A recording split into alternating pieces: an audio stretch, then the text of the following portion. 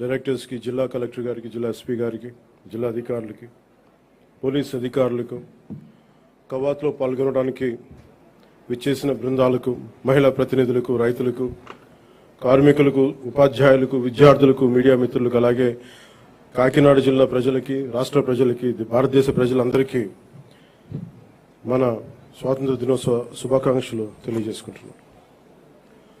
ఈ తీర ప్రాంతం నుంచి జాతీయ పతాకం సాక్షిగా మన స్వాతంత్రాన్ని స్మరించుకుంటున్న ఈ రోజు ఎంతో ప్రత్యేకమైనది.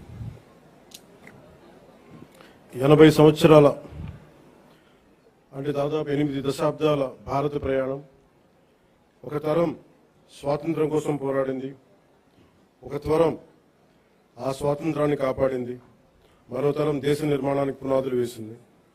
ఇప్పుడు భారతదేశం మరింత బలమైన, సమర్థవంతమైన, స్వయం సమృద్ధి కలిగిన దేశంగా ప్రపంచానికి నాయకత్వం వహించే దిశగా అడుగులు వేస్తున్న తరుణంలో ఆ మహత్తర ప్రయాణాన్ని మరింత వేగంగా, మరింత గొప్పగా ముందుకు తీసుకెళ్లే బాధ్యత అన్ని తరాల మీద ఉంది, ప్రత్యేకించి కొత్త తరం మీద ఉంది. ఈ సంవత్సరం మన స్వాతంత్ర దినోత్సవానికి మరో చారిత్రాత్మక ప్రత్యేకత ఉంది. మన జాతీయ గీతం వందే మాతరంకి 150 సంవత్సరాలు పూర్తవుతా ఉన్నాయి. స్వాతంత్ర సమరయోధులు కష్టాలు, వారి త్యాగాలు ఫలితంగా మనకు లభించిన స్వాతంత్రాన్ని కేవలం ఒక చారిత్రక ఘట్టంగా గుర్తు చేసుకోవడం కాదు, స్వాతంత్రాన్ని అర్థం కల్పించే బాధ్యతను కూడా మనం గుర్తు చేసుకోవాలి. ఆ బాధ్యతను గుర్తు చేసుకోవడానికి కాకినాడ కంటే గొప్ప వేదిక మరొకటి ఉండదు. మన కాకినాడకి స్వాతంత్ర పోరాటంతో కూడా చాలా గొప్ప అనుభవం ఉంది. 1923లో కాకినాడలో జరిగిన అఖిల భారత కాంగ్రెస్ సమావేశం జాతీయ స్వాతంత్ర ఉద్యమ చరిత్రలో ఒక ముఖ్యమైన అధ్యాయం. జాతీయ చైతన్యానికి కాకినాడ ఒక వేదికగా నిలిచిందనడానికి ఒక గొప్ప ఉదాహరణ. అదే స్ఫూర్తిని మన చుట్టూ ఉన్న ప్రజల జీవితాల్లో కూడా మనం చూడవచ్చు. ఈ తీర ప్రాంతంలో తుఫాన్లు వస్తాయి, సముద్రపు కోత ఉంటుంది, భారీ వర్షాలు ఉంటాయి, ప్రకృతి అనుక్షణం ఎన్నో సవాళ్లు విసురుతూ ఉంది.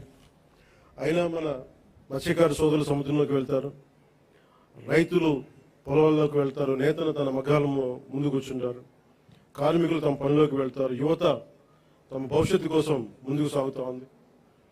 కుటుంబాన్ని నిలబెట్టడానికి, సమాజాన్ని ముందుకు తీసుకెళ్లడానికి సామాన్య మనిషి ప్రతిరోజు చేసే పోరాటం ఈ దేశ నిర్మాణంలో భాగం. ప్రధానమంత్రి గారి శ్రీ నరేంద్ర మోదీ గారి వికసిత్ భారత్ 2047 సంకల్పంలో ఆంధ్రప్రదేశ్ తన వంతు బలమైన పాత్రని పోషిస్తుంది. కేంద్ర రాష్ట్ర ప్రభుత్వాల సమన్వయంతో రాష్ట్ర అభివృద్ధి పదంలో వేగంగా ముందుకు సాగుతా ఉంది. కేంద్రం అందిస్తున్న మౌలిక వసతులు, పెట్టుబడులు, సాంకేతికత, జాతీయ స్థాయి పథకాలకు రాష్ట్ర ప్రభుత్వం తన పరిపాలనా సామర్థ్యాన్ని జోడించి వాటి ఫలాలు ప్రజలకు చేరేలా సర్వశక్తులు ఒడ్డి పనిచేస్తాం. ఇటీవల కేంద్రం రాష్ట్రాలకు ముందస్తుగా పన్ను వాటా నిధులు విడుదల చేయగా ఆంధ్రప్రదేశ్కి 4,597 కోట్లు అందాయి. ఇలాంటి కేంద్ర రాష్ట్ర సమన్వయం రాష్ట్ర అభివృద్ధికి మరింత వేగాన్ని అందిస్తాం. అదేవిధంగా స్వాతంత్ర్యం వచ్చి ఇన్నేళ్లు గడిచినా రహదారి సౌకర్యానికి నోచుకొని గిరిజన గ్రామాలకు తొలిసారిగా రహదారి సౌకర్యం కల్పించాలనే లక్ష్యంతో డోలీ రహిత గిరిజన గ్రామాల కోసం అడవి తల్లి బాట కార్యక్రమం కింద 2,078 కోట్లతోటి 2,310 కిలోమీటర్ల రహదారుల నిర్మాణం చేపట్టాం. ఇప్పటికే 905 కిలోమీటర్ల రహదారుల నిర్మాణాన్ని పూర్తి చేశాం. జల జీవన్ మిషన్, అమర్జీవి జలధార కింద గతంలో అసంపూర్తిగా ఉన్న పులివెందుల, డోన్, ఉద్దానం తాగునీటి ప్రాజెక్టులని దాదాపు పూర్తి చేశాం. అలాగే 8,000 కోట్లతో 1,30,00,000 మందికి తాగునీరు అందించాల లక్ష్యంతో చిత్తూరు, ప్రకాశం, పల్నాడు, ఉమ్మడి ఉభయ గోదావరి జిల్లాల్లో మెగా వాటర్ గ్రిడ్ వర్క్స్ ని వేగవంతం చేశాం. మరో 9,355 కోట్లతో 10 కొత్త ప్రాజెక్టుల ద్వారా దాదాపు 6,500 గ్రామాలకి తాగునీరు అందించే మెగా మల్టీ విలేజ్ స్కీమ్స్ ని ప్రక్రియను ప్రారంభించాం. అటవీ పర్యావరణ పరిరక్షణకు శాస్త్రీయ విధానం, సాంకేతికత, ప్రజల భాగస్వామ్యంతో ముందుకు సాగుతా ఉన్నాం.